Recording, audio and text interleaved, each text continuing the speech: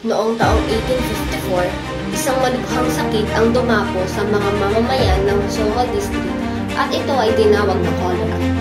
Ilan sa mga sintomas ng nasabing sakit ay matindi at madalas na pagtatae, pagsusuka, panghihina, pagkauhaw, pagkahilo at panginginig. Dahil sa patuloy na paglaganap ng kolera, nagdudulot ito ng mabilis na pagtaas ng kaso ng mga nagkakasakit at namamatay. Sinasabi ng mga eksperto na ito daw ay sanhi ng masamang hangin o tinatawag na miasma. This is Latrell Tesoro. Miasma. Hindi ako naniniwala na sa masamang hangin ang dahilan ng sakit na ito. Kung sa miasma man ito dahil, dapat mararamdaman ang sakit na ito mula sa lungs. Pero dahil sa investigasyon ko, masasabi ko na ang sakit na ito ay unang nararamdaman sa tiyan. Kaya more or less, sa pagkain or sa tubig ito, hindi dahil sa hangin. Para mapatunayan ang aking teorya, kailangan ko pa itong imbestigahan. Dahil sa dedikasyon ni John Snow na malutas ang totoong sanhi ng kolera, kinuha niya lahat ng datos gaya ng bilang, kanilang tirahan, sexualidad ng mga tinamaan ng sakit na kolera mula sa Office of the General Register. Good morning po. What can I do for you? Hello, I am Dr. John Snow and can I get the number of cholera cases and their address?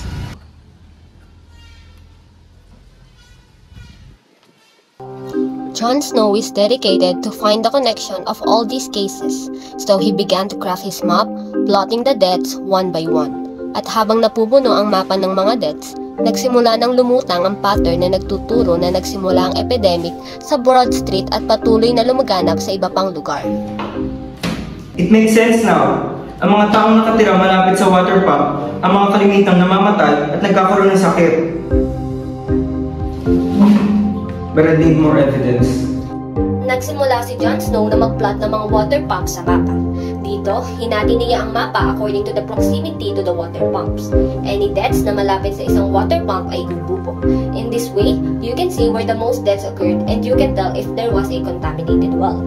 From 84 deaths, here's sa aking records. Only 8 are outside sa area na minark ko na closest sa Broad Street water pump. Base sa investigasyon ni John Snow, 3 dito ay estudyanteng dumadaan sa water pump para uminom ng tubig. 3 naman dito ay mga workers na dumadaan sa water pump sa Broad Street upang uminom ng tubig bago at pagkatapos nilang manggaling sa kanilang mga trabaho. Ang huling 2 data naman ay hindi na nahanap ni John Snow. But this indicates na kahit malayo ka sa water pump ay may chance ka pa ding magka-cholera.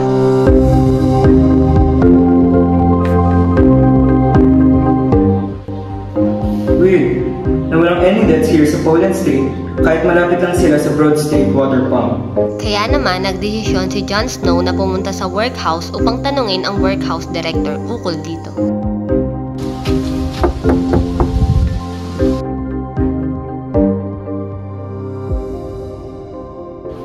Magandang araw. Can I ask kung saan ang inyong water source at saan kayong water pump kumukuha ng tubig? Hello, yes, about dyan. Meron po kaming sariling water pump dito kaya hindi po kami kumukuha sa mga water pump sa other streets namin.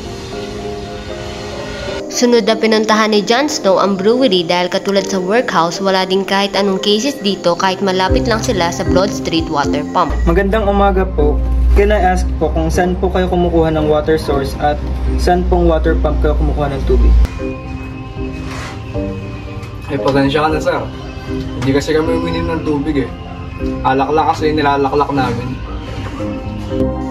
Finally, John Snow completed the evidence that he needs.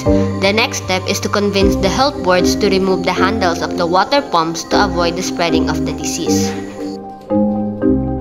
On the day of his presentation, he presents all the evidence that he personally collected. Luckily, the health boards agreed to remove the handles of the water pumps. After successfully removing the handles, unti-unti nang nabawasan ang cases sa kanilang lugar, and by Monday, tuluyan na napuksa ang sakit na cholera.